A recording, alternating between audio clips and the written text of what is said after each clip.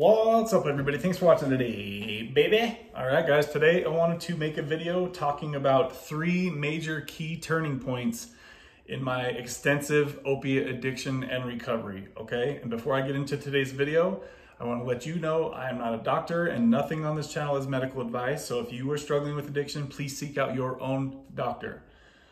Everything on this channel is for entertainment purposes only, and for me to share my experience with you and for you to share your experience with others. All right, guys? So that being said, I thought it would be a cool, different kind of video today. Hopefully a shorter video. We do the long live streams on Wednesdays, all right? So, all right, 3 major turning points, things that really swayed my life. Thinking back over basically 15, 20 years of opiate addiction, right? So the first thing that really hit me hard, and this is what I consider was my rock bottom. So one day, for whatever reason, I had started recording myself.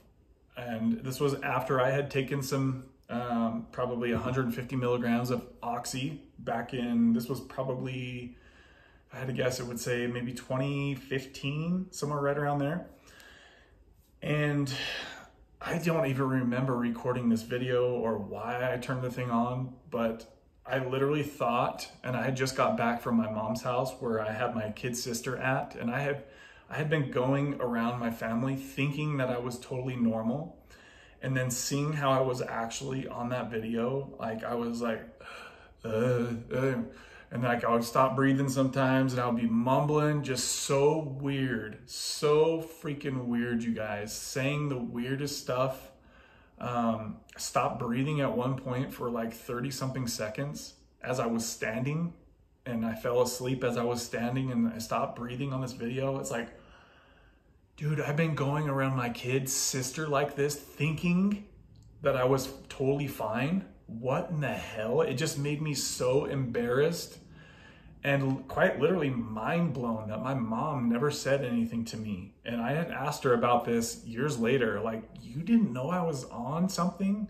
Like, I would come over to her house, I would walk to her house, which was miles away, barefoot at like 12 noon on a work day, and fall asleep on her couch. So weird, you guys. Like, I think my mom is just such like a sweetheart, genuine, wants to see the best in everybody, to where, and I've noticed with my brother, like my brother's gone through a lot of bad issues, and it's like she never wants to see the bad in somebody, right? So she apparently never noticed this. I don't know if she didn't want to notice it or what, but damn, man, when I seen that video, I still have that video and I watch it sometimes, guys, and it just reminds me of the person that I never want to be again. This is the same person that I would look myself in the eyes in the mirror every day, and I would see so much hate and sadness for that person that would have to spend money on his addiction every day like that.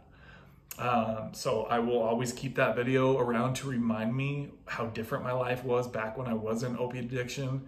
And oddly enough, this was actually when I was basically the most financially successful. I was in a brand new 3,200 square foot house that I owned. I had a Corvette and a Dodge Viper in the garage, but I was so miserable that I had to do this. I couldn't go a day without doing this and spending $100+ a day on my addiction, right? So me seeing that video was the rock bottom for me, and that was when I was like, okay, I have really got an issue here. Okay, so that's the first thing, guys. The second major turning point in my addiction was when I had a serious conversation with my brother, and it was when I was buying Suboxone from friends off the street for $25 or $50 each. Oh my gosh, sounds stupid to say that. But I was so afraid to get in the system, right, and get my Suboxone from a doctor and be on record that for a good year or so, I was just getting it off the streets, and that caused a lot of anxiety because I would flip-flop back and forth from Suboxone to opiates. If I ran out of one, I would have to go back to the other, right, guys?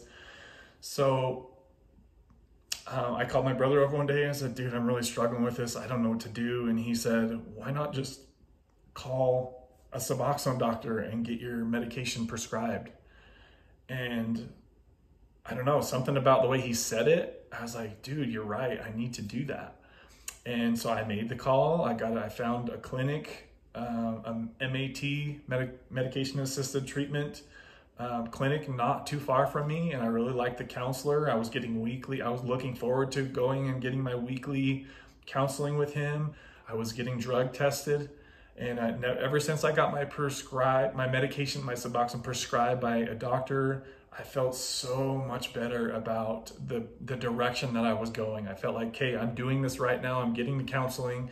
I'm getting P tested to keep me, in line. And I never once had a bad P test. I never once went back to opiate addiction lifestyle once I got my prescription legally and I was taking the medication legally, okay? So that was a major turning point, finally getting to the doctor and just letting them know, hey, I need help. I can't do this by myself. I tried getting the medication off the streets and tapering really quick, and it's just like, you learn really quickly that it's not gonna be a quick process, is what I'm trying to say. So get into the doctor, quit being so afraid of your name being on a computer list somewhere that you're on Suboxone or that you're getting help. Like it's help, it's there for a reason. Take advantage of it, guys, okay? So that was number 2 thing. That was a major turning point. But then, as you guys have seen, I had kind of an unhealthy relationship with Suboxone after many years, right? I didn't have the most stability with it. Now we know that you need to do a really long, slow taper in most cases. I was trying to do these rush tapers, right? And I could stabilize really quick in 3 days and then go down to the next dose. And I really did a lot of rushed, fast tapers. And that definitely was not the way to go about it looking back. And now we have more information in 2023. We know not to do that as much, right? So a huge turning point for me, and this just happened in the last year or so, right? Was me getting on Sublocade. The Sublocade injection, guys, takes you from the kind of person that needs to do this every day to feel normal to somebody that can wake up and feel normal and just go about their day, right? You really stop thinking about your addiction all the time once you're on the Sublocade shot and you stopped the oral addiction to taking a dose every day.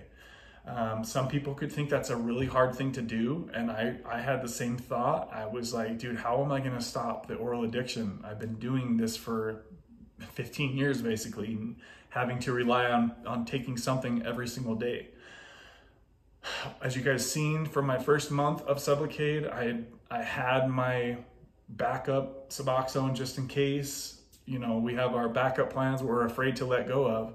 And what do you know, I reached into that box a few times during that first month, not because I was in withdrawal, but because I missed that feeling that I would get when I would take my daily Suboxone, and I wondered what it would feel like. So I took 3 different doses that first month.